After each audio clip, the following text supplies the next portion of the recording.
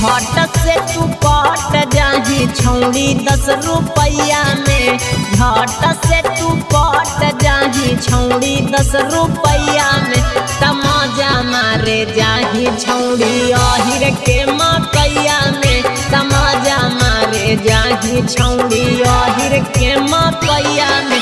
अगे मन लगा भरा न हो भतार से रजैया में, अगे मन लगा भरा न हो भतार से रजैया में।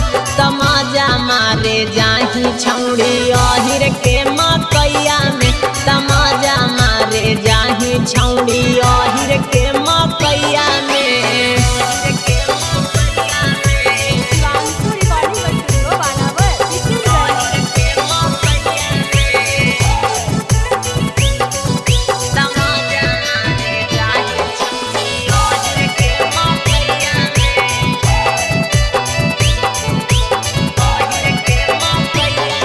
अगे जदी तोरा हलौ छौड़ी अहिरे पसंद गे,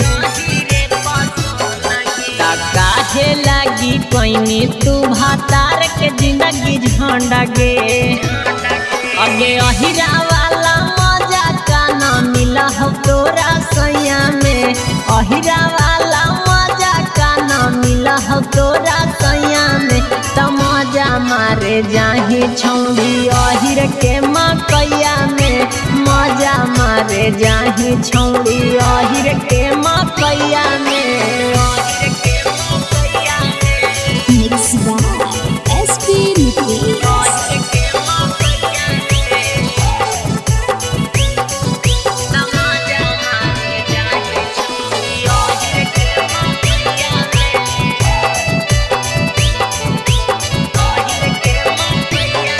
अगे रीतेश दीवाना कहो त करही ओरा से बहस गे, मकैया वाला खेतवा छौड़ी कोइनी त हंस न हंस गे। अगे राजा रौशन जाके रोजाना दर्द देहो करी हैया में, राजा रौशन जाके रोजाना दर्द देहो करी हैया में। तमाजा मारे जाहेंगे छौड़ी अहिर के मकैया में, तमाजा मारे जाहेंगे छौड़ी अहिर के मकैया में। शिवांशु रिकॉर्डिंग स्टूडियो बानावर बिशुनगंज।